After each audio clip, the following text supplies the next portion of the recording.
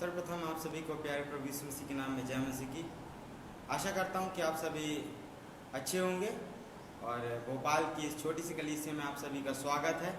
जितने भी लोग इस संडे सर्विस में ऑनलाइन के माध्यम से हमें देख रहे हैं, आशा करता हूँ कि आप सभी प्रभु में आनंदित होंगे और उसके वचनों में। धन्यवाद देते परमेश्वर के कि सुंदर सुबह में परमेश्वर ने हम में से प्रत्येक को रखा है और हम उसकी महिमा करते हुए पाए जा रहे हैं। इस बात का हम परमेश्वर का धन्यवाद देंगे कि उसने हमें जीवितों के मध्य में रखा, क्योंकि ऐसे बहुत से लोग हैं जिसने इस सुंदर सुबह को नहीं देख पाया होगा। हम इस बात के लिए परमेश्वर का हमेशा धन्यवादी रहें। उस महान जीवित परमेश्वर का हम धन्यवाद करेंगे और इस आराधना का आरंभ हम भजन संहिता 119 का 137 से लेकर 144 पद तक पढ़ते हुए आरंभ करेंगे। परमेश्वर का जीवित कलाम इस प्रकार लिखा हुआ है। हे यहोवा, तू धर्मी है और तेरे नियम खरे हैं। तूने अपनी चेतावनियों को धार्मिकता और पूरी सत्यता से कहा है। तेरी धुन मुझे खा गई है, क्योंकि मेरे शत्रु तेरे वचनों को भूल गए हैं। तेरा वचन पूर्णता ताया हुआ है, इसलिए तेरा दास उससे प्रेम करता है।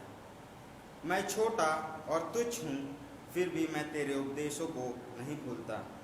तेरी धार्मिकता तो सदा की धार्मिकता है और तेरी व्यवस्था सत्य है। संकट और वेदना मुझ पर आ पड़े हैं, फिर भी तेरी आज्ञाएं मेरा आनंद है। तेरी चेतावनियां सदा धर्ममय हैं। मुझे समझ दे कि मैं जीवित रहूं। परमेश्वर इस वचन के पढ़े और सुने जाने पर हमें से प्रत्येक को आशीष दे। समय होगा कि हम उस जीवित परमेश्वर की आराधना करेंगे, उनके लिए कुछ गीतों को गाएंगे।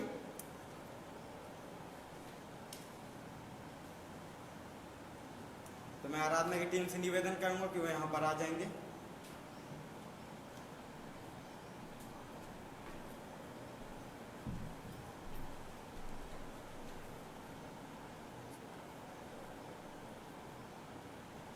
आप सभी से जय मसीह की। परमेश्वर की महिमा के लिए कुछ गीतों को गाएंगे। आप हमारे साथ गा सकते हैं। जो गीत का बोल है, ये दुनिया के लोगों ऊंची आवाज करो।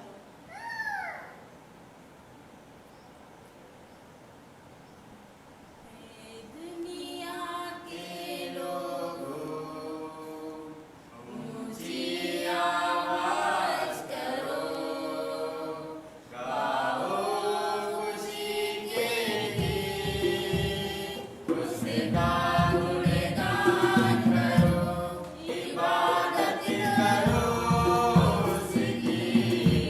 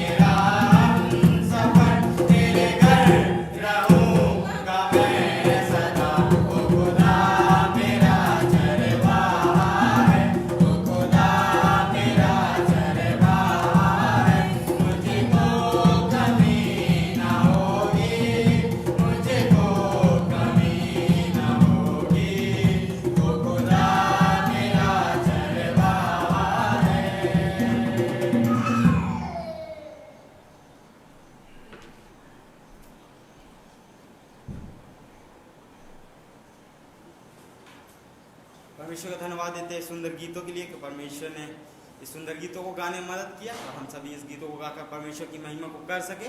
हम निरंतर प्रार्थना करते रहें हमारी भोपाल की इस कलीसिया के लिए जो आराधना की टीम है कि हम और भी बढ़ चढ़कर परमेश्वर की महिमा के लिए गीतों गाते रहें। समय होगा प्रार्थनाओं का तो और कुछ अनाउंसमेंट्स का भी तो समय होगा।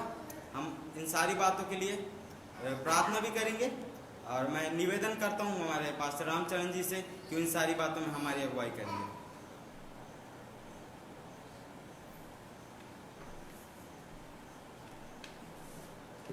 आप सभी को प्यारे प्रभु यीशु मसीह के मधुर नाम में जय मसीह की। सूचनाएं जो इस प्रकार से हैं कि परमेश्वर आप जहां भी हैं प्रभु की उपस्थिति में आप ऑनलाइन सर्विस देख रहे हैं जितने भी लोग हैं आप अपने व्यक्तिगत प्रार्थनाओं में इन प्रार्थनाओं को याद रख सकते हैं। विशेष करके हम प्रार्थना करेंगे अपने इस BBCF भोपाल के कलीसिया के लिए कि प्रभु इस कलीसिया में निरंतर अपनी उपस्थिति दर्शा के रखे और जो लोग हैं प्रभु उसमें अपनी महिमा अपनी अगुवाई अपनी बड़ाई और प्रशंसा बना के रखे।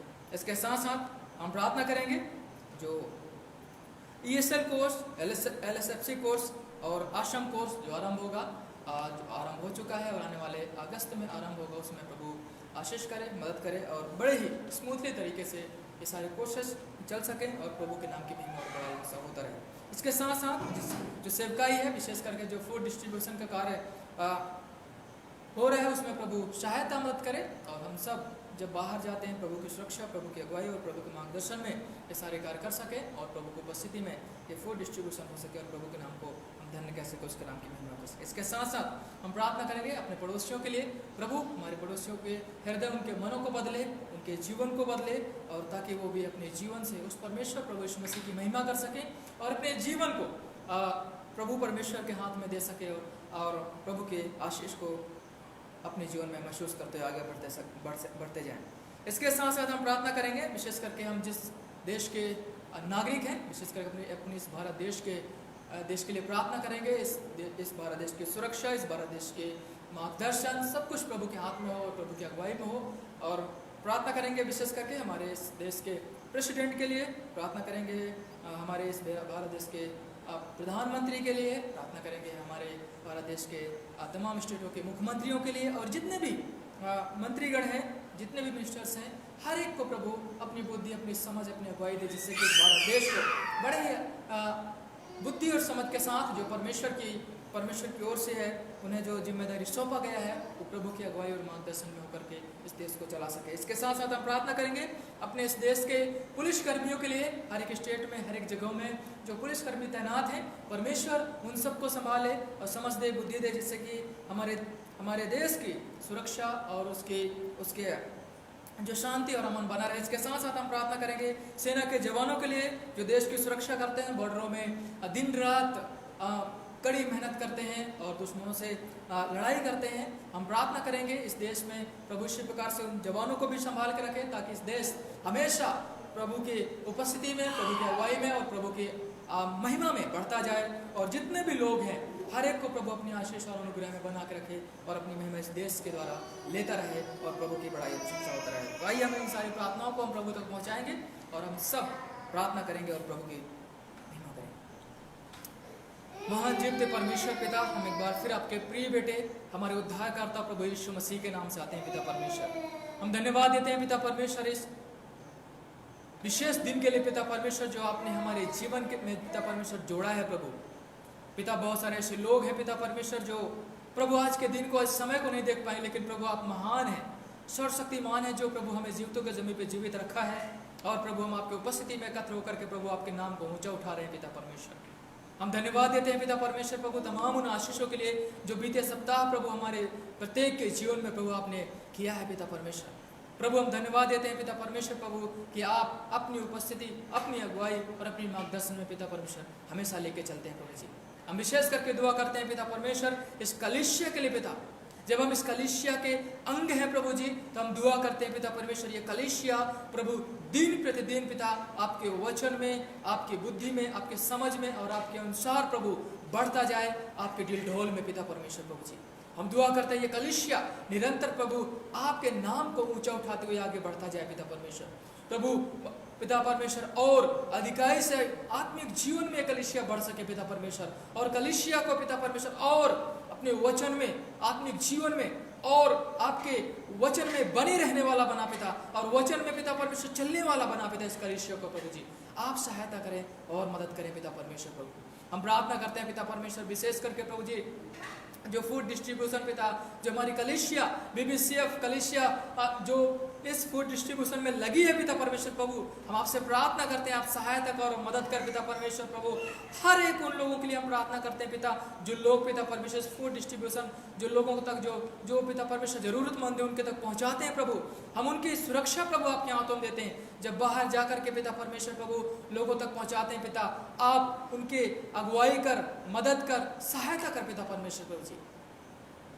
बाहर जाने में, लोगों से मिलने में प्रभु आप अगुवाई करना और मदद करना पिता। आपकी सुरक्षा और आपकी अगुवाई चाहते हैं पिता, कि प्रभु आपके छत्र छाया में और आपको उपस्थिति में पाए जाए पिता परमेश्वर प्रभु। हम प्रार्थना करते हैं विशेष करके अपने पड़ोसियों के लिए पिता परमेश्वर प्रभु, जो हमारे आसपास के पड़ोसी हैं पिता परमेश्वर प्रभु, उन सब को प्रभु आपकी सुरक्षा चाहते हैं पिता परमेश्वर प्रभु।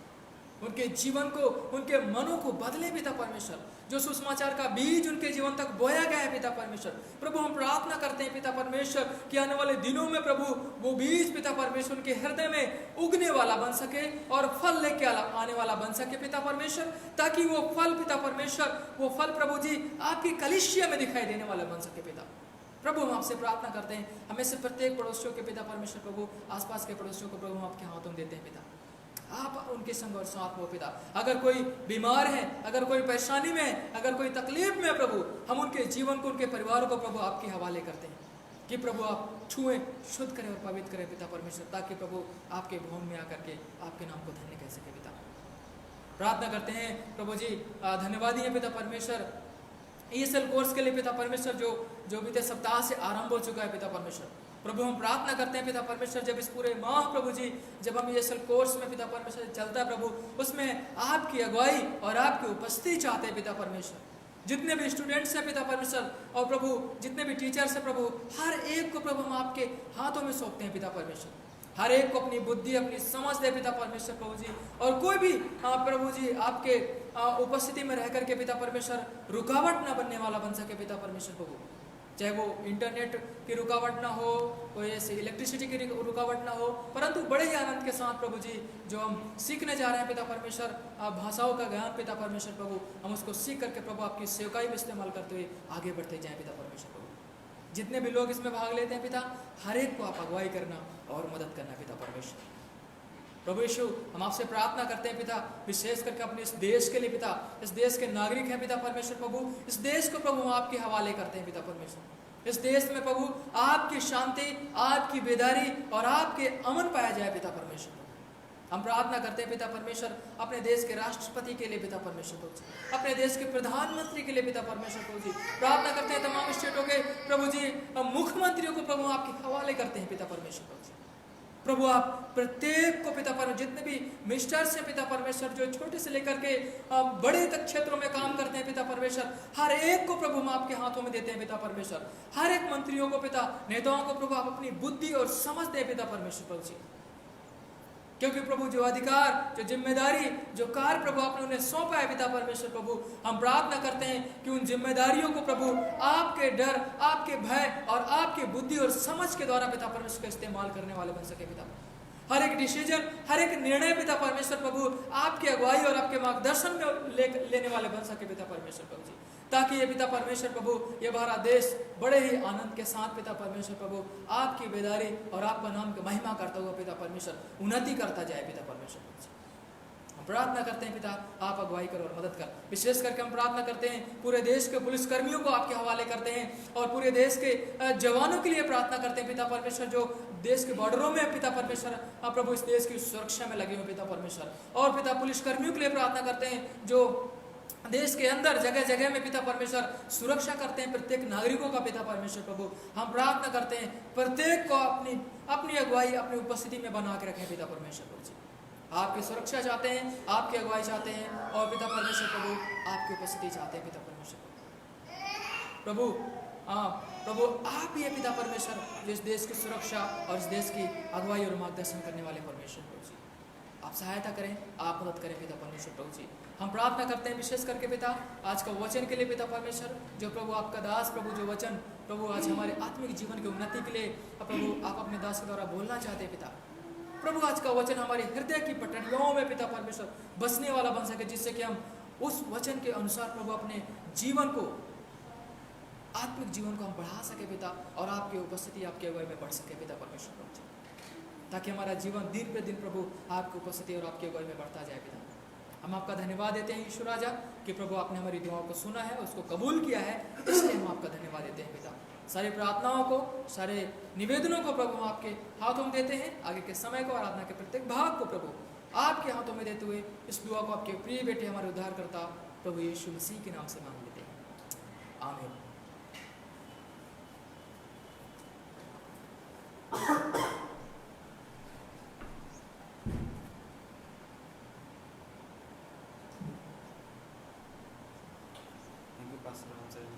समय होगा परमेश्वर के लिए भेंट को एकत्रित करने का, तो हम उसी समय गीत को भी गाएंगे और परमेश्वर के लिए भेंटों को भी एकत्रित करेंगे।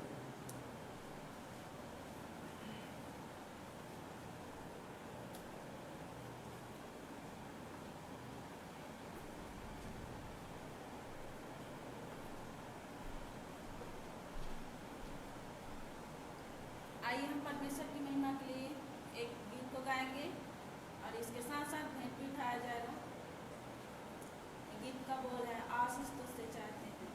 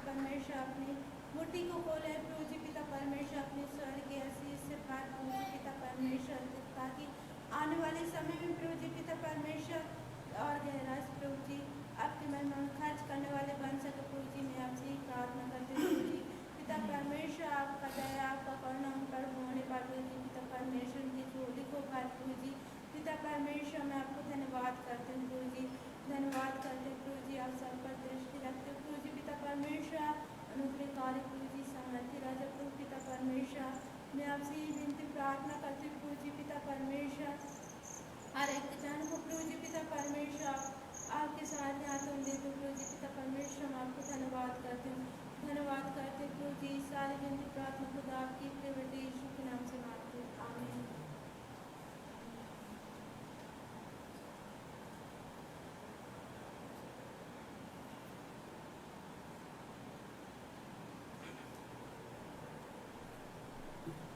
परमेश्वर का धन्यवाद देते। समय होगा परमेश्वर के वचनों का। मैं यहाँ के स्थानीय पास्टर से निवेदन करूँ, पास्टर पूनम से, कि वहाँ पर आके हमारे परमेश्वर के वचन में अगुवाई करें।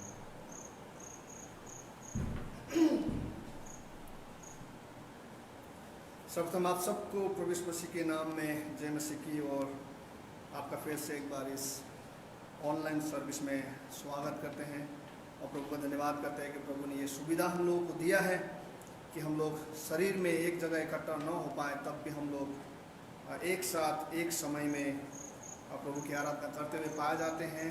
हाँ, मन में ये लालसा अभी भी है कि कब हम लोग एक साथ मिले और प्रभु की आराधना करें, और ये संभव है जब प्रभु हमारे इसको चाहेंगे। तो समय को न घुमाते हुए आइए मेरे साथ आज जिस वचन की ओर मैं आपको ले जाना चाहता हूँ उस ओर आप मेरे साथ चले। और आज का जो खंड है, जिस भाग से मैं प्रभु के वचन को बोलूँगा, वह है प्रेरितों के काम, उसका 1 अध्याय, उसका 1 से लेकर 10 आयत। प्रेरितों का काम, उसका 1 अध्याय 1 से 10 आयत। अगर आप में से कोई है जो पहली बार सुन रहे हो और आपको समझ में नहीं आ रहा है कि प्रेरितों का काम क्या है, तो आप मेरे साथ सुन सकते हैं जब मैं यहाँ से पढ़ूंगा। और अगर आपके पास बाइबल है और आप जानते हैं खोलना और आपको मालूम है, तो आप मेरे साथ खोल सकते हैं प्रेरितों का काम, उसका 1 अध्याय, उसका 1 से लेकर 10 आयत। आप हिंदी, अंग्रेजी, आपका जो भी भाषा में आपको सुविधा लगे आप उसमें आप देख सकते हैं और पढ़ सकते हैं। यहाँ पे इस प्रकार से लिखा है, मैं आपको समूह को पढ़ रहा हूँ। यहाँ पे लिखा हुआ, हे थियोफिलुस, मैंने पहले वृत्तांत में उन सब बातों की लिखा जिन्हें यीशु ने आरंभ से उस दिन तक किया और सिखाया, जब तक कि वो पवित्र आत्मा के द्वारा अपने चुने हुए प्रेरितों को आज्ञा देने के पश्चात ऊपर न उठा लिया गया। अपने दुख भोग के पश्चात उसने अनेक ठोस प्रमाण से उन पर अपने आप को जीवित प्रकट किया और 40 दिन तक दिखाई देता रहा और परमेश्वर के राज्य के विषय में उनसे बातें करता रहा। उसने उन्हें एकत्रित करके यह आज्ञा दी, यरूशलेम को न छोड़ना, वरन पिता की उस आग प्रतिज्ञा के पूर्ण होने की प्रतीक्षा करना जिसे तुमने मुझसे सुना है। यूहन्ना ने तो जल से बपतिस्मा दिया, परंतु अब से थोड़े दिनों के पश्चात तुम पवित्र आत्मा से बपतिस्मा पाओगे। अतः जब वे एकत्रित हुए तो वे उससे पूछने लगे, प्रभु, क्या तू इसी समय इज़राइल के राज्य को पूर्ण स्थापित कर देगा? उसने उनसे कहा, उन समयों अथवा कालों का जानना जिन्हें पिता ने निर्धारित किया है तुम्हारा काम नहीं, परंतु जब पवित्र आत्मा तुम पर आएगा तब तुम सामर्थ पाओगे और यरूशलेम, सारे यहूदिया और सामरिया में, यहाँ तक कि पृथ्वी के छोर तक तुम मेरे साक्षी होंगे। इतना कहने के पश्चात वह उनके देखते देखते ऊपर उठा लिया गया और बादल ने उसे उनकी आंखों से ओझल कर दिया। जबकि वो जा रहा था तो वे उसे जाते हुए आकाश की ओर इकट्ठा देख रहे थे, और देखो, 2 पुरुष सफेद वस्त्र पहने हुए उनके पास आ खड़ा हुए और कहने लगे, गलीली पुरुष, तुम खड़े खड़े आकाश की ओर क्यों देख रहे हो? यही यीशु जो तुम्हारे पास से स्वर्ग पर उठा लिया गया है, वैसे ही फिर आएगा जैसा तुमने उसे स्वर्ग में जाते देखा। आइए हम लोग प्रभु का धन्यवाद करें, प्रार्थना करें। प्रभु जी, हम आपका धन्यवाद करते हैं कि जो वचन प्रभु आज हमने इस समय पढ़ा है, प्रभु हम प्रार्थना करते हैं कि आप समझ दें, ताकि प्रभु हम लोग इसको समझने के साथ साथ अपने जीवन में जो परिवर्तन आप चाहते हैं उसको लेके आए। सिर्फ हम लोग सुनने वाला नहीं, परंतु इसके अनुसार चलने और विश्वास करने वाला बने। प्रार्थना प्रभु यीशु मसीह आपके नाम से मांगते हैं, आमीन। कुछ ऐसे सवाल हैं जो मैं आपके सम्मुख करते हुए जाना चाहता हूँ, क्योंकि हम लोग एक ऐसे परिस्थिति में, ऐसे जगह में हम लोग आज है जहाँ पे बहुत से आवाज, बहुत से वचनों को हम लोग सुन रहे हैं। बहुत सारे वचन हैं, समझ में नहीं आता है कि कौन सा सही है और कौन सा गलत है। क्या आपको ऐसा नहीं लगता कि हम लोग एक ऐसे दौर में शामिल हो चुके हैं जहां पर लोग इस मुश्किल में पड़े हुए हैं कि कौन सा वचन पर भरोसा करें? अब कौन से वचन पर भरोसा करें?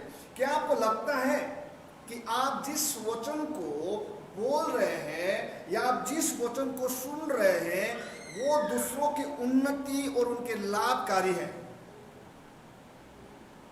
क्या आपको यह स्पष्ट है कि जिस वचन पर आप चलने का निर्णय या चल रहे हैं वो सही दिशा की ओर आपका अगुवाई कर रहा है? क्या आपको कभी कभी ऐसा नहीं लगता कि बस अब कुछ नहीं सुनना है या कुछ भी नहीं पढ़ूंगा क्योंकि सब कुछ झूठ है? सिर्फ वचन देते हैं परंतु उसको पूरा नहीं करते हैं। और इन्हीं सारी बातों के चलते कहीं ऐसा तो नहीं है कि आज के समय में इस संसार के इन हजारों वचन जो लोग बोलते हुए हम सुन रहे, देख रहे हैं और कहते हुए हम पाए जा रहे हैं, जो पूरी रूप से झूठ है, क्या वो आपको अंदर से बदल तो नहीं रहा है? जिसके कारण से जो सच्चे प्रतिज्ञापूर्ण जो वचन है उसको आप ग्रहण नहीं कर पा रहे हो। और ऐसा तो नहीं लगता आपको कि उन सारी वचनों के साथ हमने कहीं ना कहीं परमेश्वर के वचन को भी रख दिया है वहीं पे? बस पढ़ते हैं और उसमें विश्वास नहीं करते हैं, बस उसको सुनते हैं परंतु उसके अनुसार नहीं चलते हैं और उसके अनुसार कार्य भी नहीं करते हैं। क्योंकि कहीं ना कहीं हम इस बात को सोच रहे हैं कि लोग गलत हैं और विश्वास तो करते हैं परंतु हमारे व्यवहारों में अब नहीं रहा। ऐसा तो नहीं लगता आपको? कहीं ऐसा तो नहीं है? किसी एक प्रभु के दास ने इस प्रकार से कहा है। हम लोग बहुत समझदार हो गए हैं, वचन को इस प्रकार से कहते हैं कि पतरस ने परमेश्वर के वचन से ऐसा कहा है, योना ने परमेश्वर के वचन से ऐसा कहा है,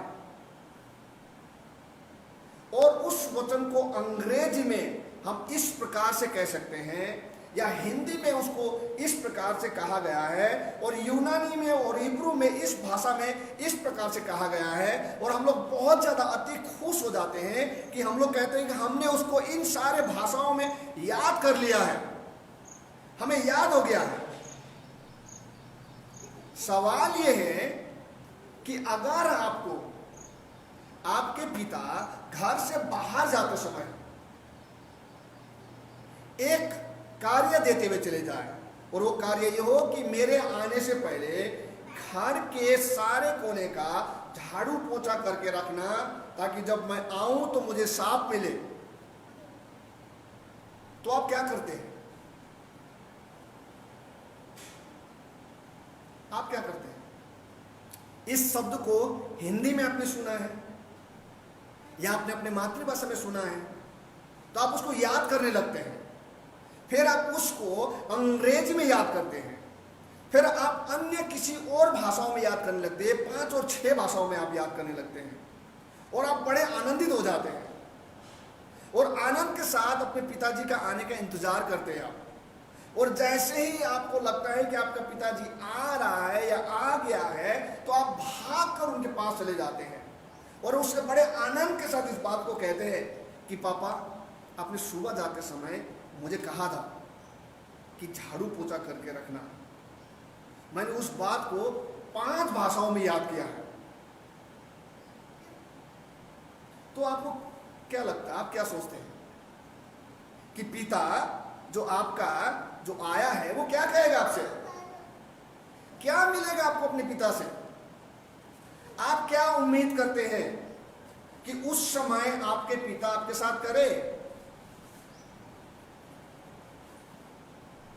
आप और हम इस बात को जानते हैं, इसका उत्तर क्या होगा पिता की तरफ से आप जानते हैं, और उस समय हमारे साथ क्या होगा वो भी आप जानते हैं।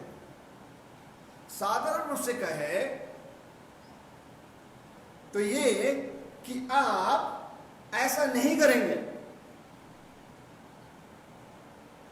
कि पापा ने जो बात कहे थे उसको विभिन्न भाषाओं में याद करने का कोशिश करने लगेंगे आप।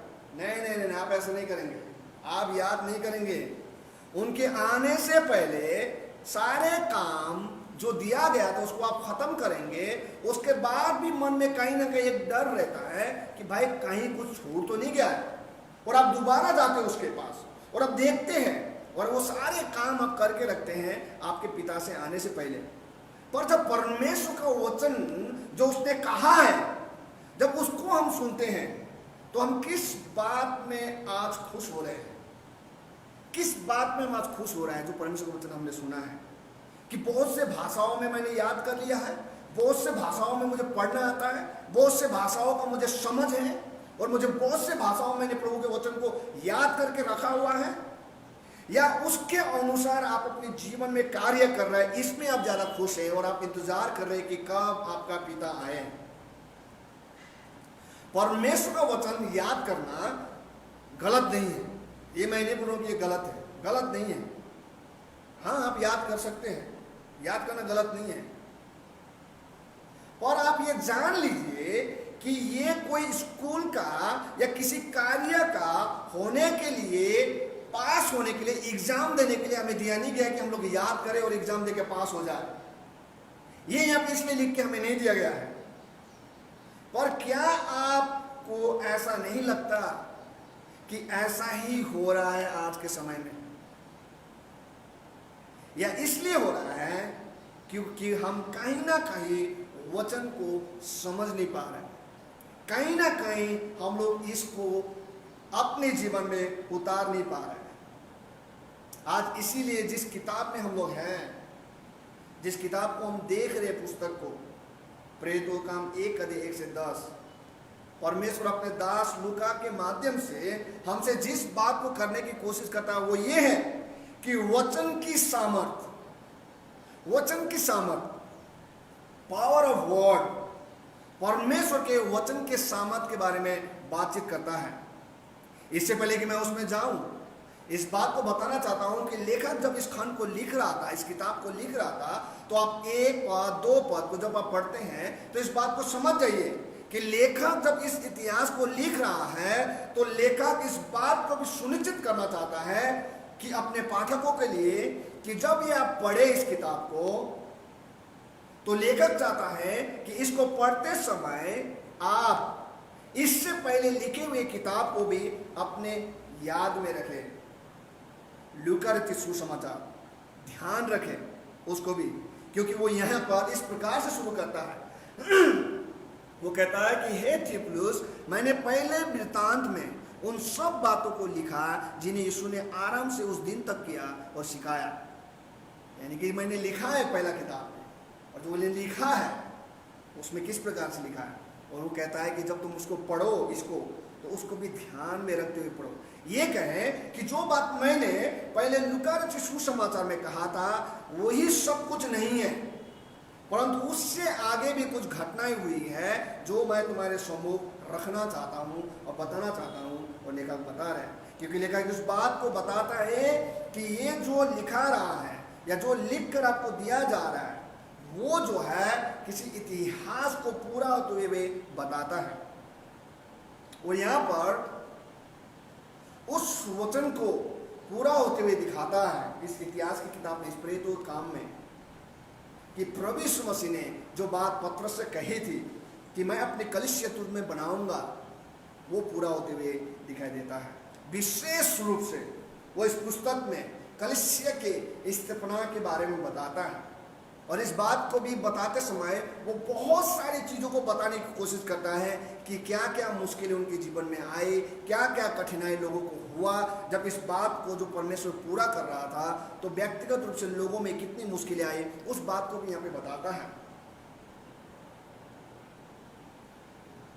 लेकिन इससे पहले कि कलीसिया स्थापना हो जाए, लेखक इस बात को बताने की कोशिश कर रहे हैं, यहाँ पे परमेश्वर के वचन के सामर्थ को बताने की कोशिश कर रहा है, और वो कहता है कि वचन जो उसने कहा था वो सामर्थ्य है, जो प्रभु ने वचन कहा था वो सामर्थ्य है। वो बिना काम करे नहीं लौटता, वो काम करके ही लौटता है। और लेखक इस बात की ओर हमारा ध्यान केंद्रित करता है और करना चाहता है कि कब वो पूरा हुआ, कौन है जिसने वो पूरा किया और कैसे वो पूरा हुआ। जो बात परमेश्वर ने कही, वो परमेश्वर को वचन के सामर्थ जो हमारे पास में रखा हुआ है, वो कैसे कार्य करता है।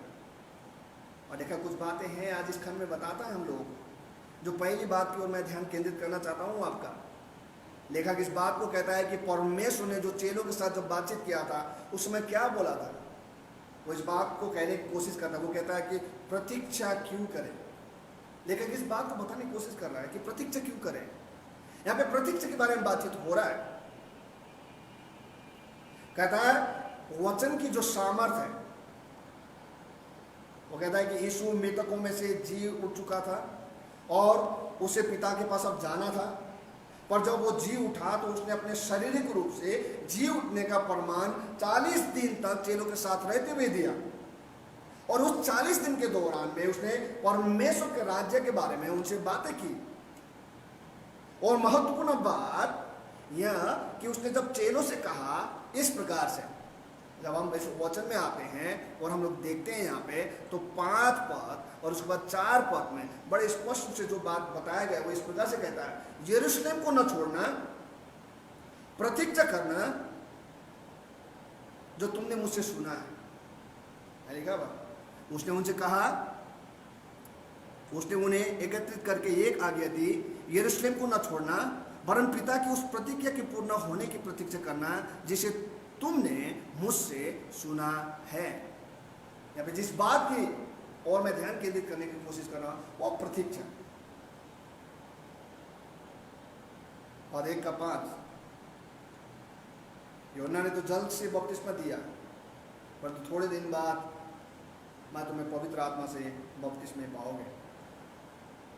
और ये सत्य है कि ये हुआ, लेकिन इसके साथ साथ कितनी दफा ये कठिनाई भी है आज के समय में। हम लोग आज भी यही सोचते हैं कि अभी पवित्र आत्मा का बपतिस्मा आने वाला है,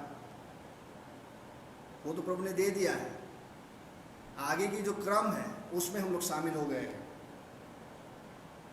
लेकिन उसके साथ साथ यहाँ पे जो बातचीत हो रही है वही बातचीत आज के समय में होता है। किसी और चीज में परमेश्वर हमारा ध्यान केंद्रित कर रहा होता है और कहीं और हमारा ध्यान होता है। इसलिए यहाँ पे लेखक ने कुछ वार्तालाप को यहाँ पे रखा है। जब प्रभु ने ये बातचीत की तो यहाँ पे अचानक से एक बात जी उठा है। लेखक यहाँ पे मानव के उत्तलेपन को भी बताता है। क्या हुआ यहाँ पे, जब प्रभु यीशु मसीह ने ये कह दिया कि थोड़े दिन बाद के पश्चात यह होगा, तो चेलों के मन में कुछ और ही चल रहा था, कुछ फिक्र चल रहा था, उनके मन में तो कुछ और ही चल रहा था। वो कहता है, प्रभु क्या तू इसी समय इजराइल के राज्य को पुनः स्थापित करेगा। जब हम 6 पद पढ़ते हैं तो प्रभु का भी उत्तर जो है बड़ा सुंदर है। अब बड़ा सुंदर उत्तर देता है। वो कहता है, उन समयों अथवा कालों का जानना तुम्हारा काम नहीं है, वो पिता का है और पिता ही करेगा उसके निर्धारित समय में, वो तुम्हारा काम नहीं है।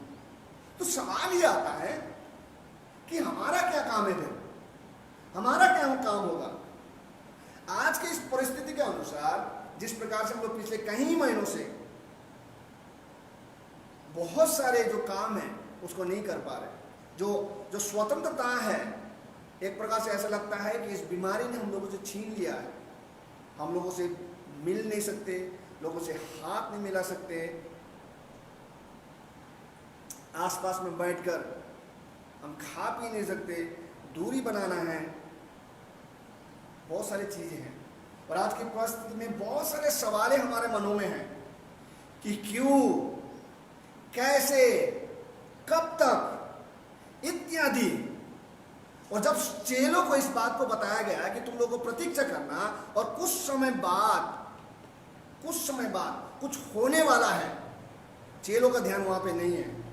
चेलों का ध्यान यहाँ पे है कि क्या आपका राज्य स्थापित होगा। शारीरिक रूप से पूरा ज़्यादा ध्यान है।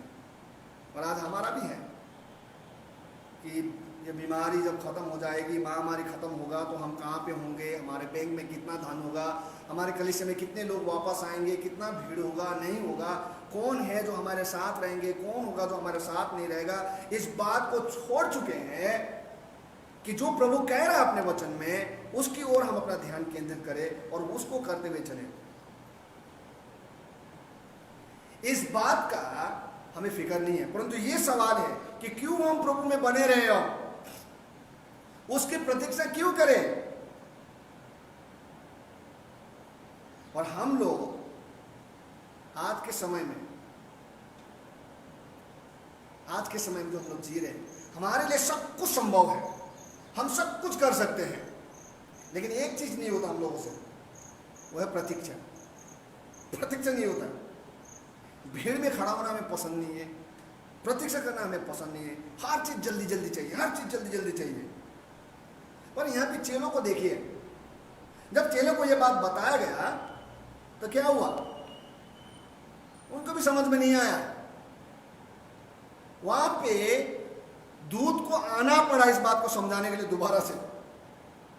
और यहाँ पे लिखा हुआ 10 पद में क्या लिखा हुआ, जबकि वो जा रहा था तो वे उसे जाते हुए आकाश की ओर एकटक देख रहे थे, और देखो 2 पुरुष सफेद वस्त्र पहने हुए उनके पास आके खड़े हुए।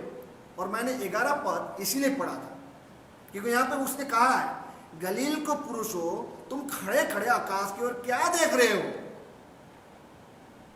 इनको कहा गया था जैसे मैं जाऊंगा तो मैं यरूशलेम में जाना और मेरे प्रतीक्षा करना, वो लोग वहीं पे बैठे हुए हैं। इस बात को भी समझाना पड़ रहा है कि अब प्रभु यीशु मसीह जा गया है, वो दोबारा आएगा, जो काम तुम्हें बोला उसको करो, लेकिन नहीं। और उसके बाद क्या होगा, उसके बाद जब उनका होश आया, जब उनको समझाया गया, तो फिर वो लोग चले गए और उन्होंने प्रतीक्षा करना शुरू किया और प्रतीक्षा करते चला गया। 1 दिन, 2 दिन, 3 दिन लगातार ऐसे प्रतीक्षा करते हुए चले गए। सवाल ये आता है कि कब तक प्रतीक्षा करें, कब तक प्रतीक्षा करें।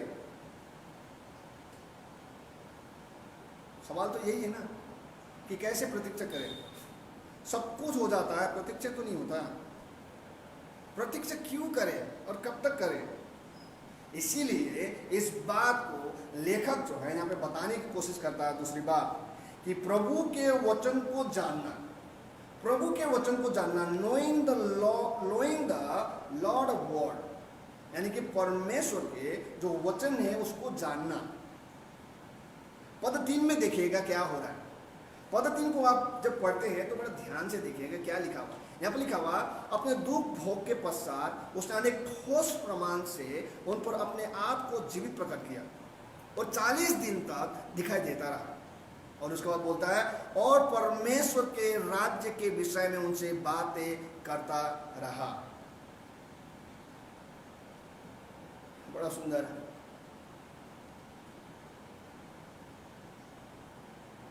प्रभु ने, परमेश्वर ने, इससे पहले कि वो स्वर्गारोहण हो जाए, चेलों को परमेश्वर के वचन को सिखाया, कार्य करना भी सिखाया।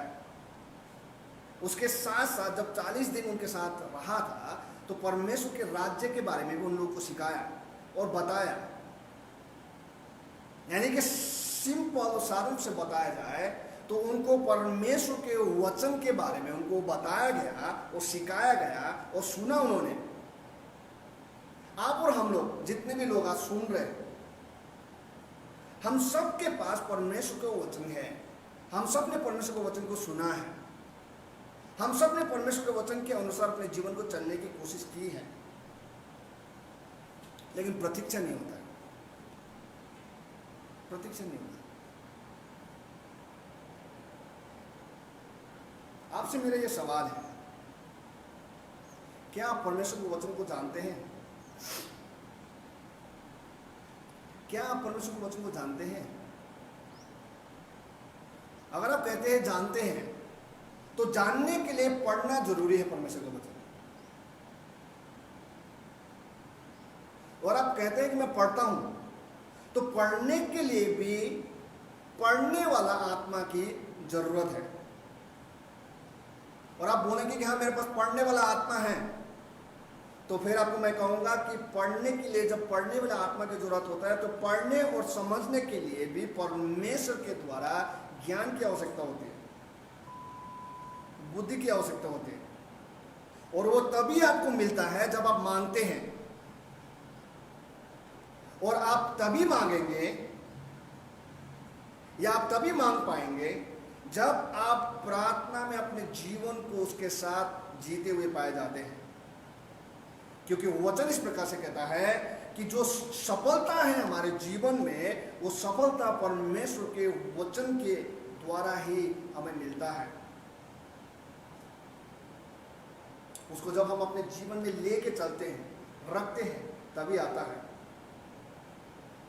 रखने का अर्थ ये नहीं कि परमेश्वर के वचन को कि बाइबल यहाँ पे चेप के चल दिया, या बाइबल झोला में डाल के चल दिया, या सिरानी के नीचे ढाल के बैठे हुए कि परमेश्वर का वचन मेरे साथ में, वो वाला वचन के साथ में बातचीत नहीं कर रहा है। परंतु यहाँ पे इस प्रकार से कहता है, जब हम यहोशू 1:8 को पढ़ते हैं, यहाँ पे क्या लिखा हुआ?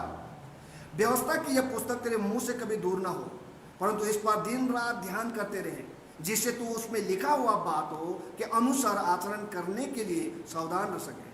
तब तू अपने मार्ग को सफल बना सकेगा और सफलता प्राप्त करेगा।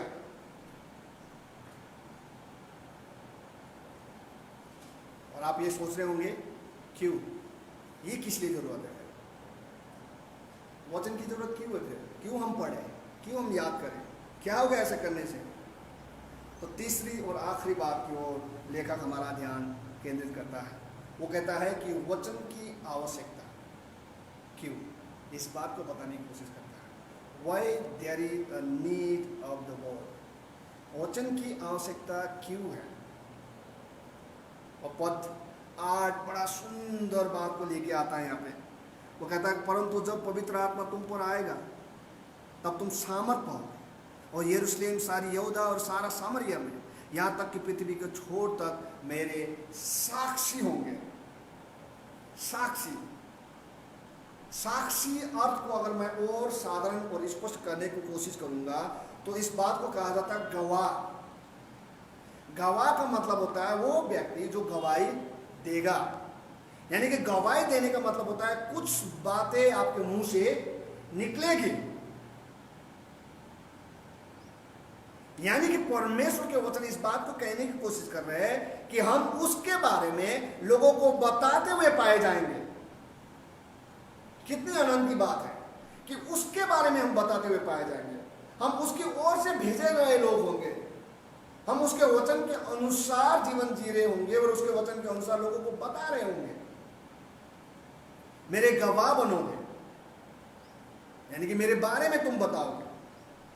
अगर हम अंग्रेजी शब्द में कहें तो बड़ा सिंपल रूप से कहेंगे तो पार्टनर के रूप में, एक प्रकार से कि आप जो है उसके साथ उसके वचन के सेवकाई में आप पार्टनरशिप में आ गए हुआ, और आप इस बात को लेकर चल रहे हैं। यानी कि मेरे वचन को तुम लोगों को सुनाओगे। इसका अर्थ यह हुआ कि लोग आपको सुनेंगे। अगर उसने कहा है कि साक्षी बनो, तो जब आप साक्षी बनेंगे तो इसका अर्थ यह हुआ कि लोग आपको सुनेंगे। यानी कि हमें लोग जो है वो सुनते हुए पाए जाएंगे, हम बोलते हुए पाए जाएंगे, और हर किसी को ये हम देखेंगे कि वो सुन रहे हैं। हाँ, वो विश्वास करे या ना करे हमारे शब्दों में, वो मेरा काम नहीं है, परंतु जब मैं बोलूंगा लोग सुनते हुए पाए जाएंगे। परंतु बाइबल इस बात को भी बताता है क्यों परमेश्वर को वचन की आवश्यकता है।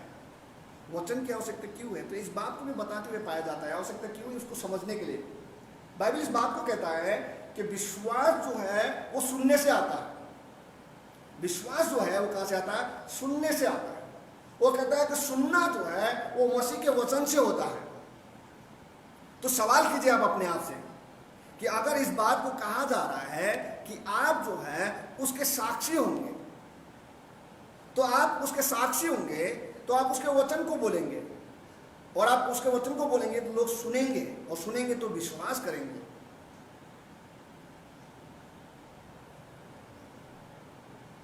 आपके पास है या नहीं है? और सुंदर चीज भी बाइबल कहता है, वो कहता है कौन सुनाएगा जब तक उसे भेजा ना जाए। कौन सुनाएगा जब तक उसे भेजा ना जाए? जो ध्यान देने वाला बात है साक्षी के लिए वो ये है कि उसका जो साक्षी है, जो गवाही देता है परमेश्वर के वचन का, उसका रिश्ता परमेश्वर के साथ होना बहुत जरूरी है। परमेश्वर के वचन का ज्ञान होना उसको बहुत जरूरी है, और वो जाने के लिए तैयार होना बहुत जरूरी है। और उसके साथ साथ बड़ा सुंदर शब्द जो है वह है निस्वार्थ भावना का होना चाहिए। उसे सेतमेत में मिला है और सेतमेत में देने वाला होना चाहिए। और ये भी कहा जाता है कि धन्य है वो जो सुसमाचार को लेकर चलता है। धन्य है वो पांव जो परमेश्वर के सुसमाचार को लेकर एक जगह से दूसरे स्थान की ओर जाता है। पर हम क्या देखते हैं यहाँ पे? हम परमेश्वर को वचन के सामर्थ्य को देखते हैं कि वचन सुनाना हमारा काम है, और लोक में परिवर्तन लाना वो परमेश्वर के वचन का काम है। इसीलिए तो जब हम इस प्रेरितों के काम की पुस्तक को पढ़ते हैं तो देखते हैं कि जब पतरस अपने सारे लोगों के बीच में खड़ा होकर उस भीड़ में जिसकी गिनती नहीं है, खड़ा होकर जब उसने बोलने लगा, गवाही देने लगा, परमेश्वर के वचन को उनके बीच में रखा, तो ध्यान दीजिएगा पतरस ने इस बात की कभी कल्पना नहीं किया होगा कि क्या होने वाला है। क्या हुआ? जब उसने खड़ा होकर परमेश्वर के वचन की गवाही दी, प्रतीक्षा किया, जब परमेश्वर के वचन के ज्ञान जब उसके पास था, और जब परमेश्वर के सामर्थ्य उसके पास आया, और उस वचन में जब उसने विश्वास किया और जब बोलना शुरू किया, तो क्या हुआ? उस दिन 3,000 लोग उसी समय प्रभु में विश्वास किया और उनमें मिल गए। देखिएगा वचन की आवश्यकता यहाँ पे हम देखते हैं। वचन की आवश्यकता को हम यहाँ पे देखते हैं। जब वचन को बोला गया तो उस वचन के सामर्थ्य को हम यहाँ पे देखते हैं। उस वचन ने क्या किया? उस वचन ने लोगों के हृदय में काम किया और लोगों में परिवर्तन आया। हमारा जो काम है वो ये है कि परमेश्वर के वचन को पढ़े और जो उसमें लिखा है उसे उसी रूप में लोगों को बताए। हम लोगों को परमेश्वर के वचन के साक्षी बन के उसके वचन को उसके सम्मुख रखें। सवाल यह आता है कि क्या हम लोग परमेश्वर के वचन की साक्षी देते हैं? क्या आप परमेश्वर के वचन के साक्षी देते हैं जब आप लोगों से बातचीत करते हैं? वचन के साक्षी का मतलब क्या है? साक्षी का अर्थ यह है कि उसके बारे में बोलना, और जब आप बोलते हैं तो इसका मतलब है कि आप विश्वास करते हैं। हम और आप इस मानव शरीर में जो जीवन इस संसार में जी रहे हैं ये कुछ समय के लिए है। इसके बाद का जो जीवन है वो अनंत का है, और वो अनंत का जीवन कैसा होगा वो हमारा विश्वास के ऊपर निर्भरित करता है, या वो परमेश्वर निर्णय करता है कि हमारा कैसा होगा। इसलिए सवाल ये आता है कि क्या हम वचन की साक्षी दे रहे हैं? क्या लोग परमेश्वर के वचन को आपके मुंह से सुन रहे हैं? क्या मनुष्य के वचन और परमेश्वर के वचन में लोग जो है वो भिन्नताएं ला पा रहा है आपको सुनने के द्वारा? क्या हम परमेश्वर के वचन को बिना मिलावट के लोगों को प्रस्तुत कर रहे हैं, बिना अपने लाभ और अपने स्वार्थ को देखते हुए परमेश्वर की महिमा के लिए? क्या हम लोग जो शुद्ध वचन जो जिस प्रकार से उस प्रकार से हम प्रस्तुत कर रहे हैं?